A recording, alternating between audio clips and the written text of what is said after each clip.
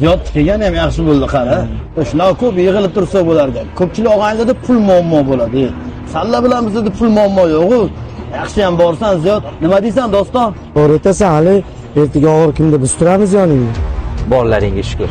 Rahmat. Bir minut o'rtoq, telefon bo'lib qoldi.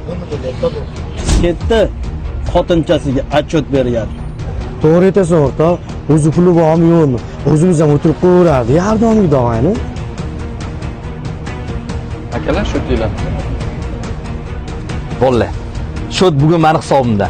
Doktor telefon qilib, onangiz yaxshi bo'lib qoldilar-da. Anchadan meni mazalari yo'q edi. Onam borib xabar oling. Sizlar bemalol o'tiringlar. Gaplashamiz yana.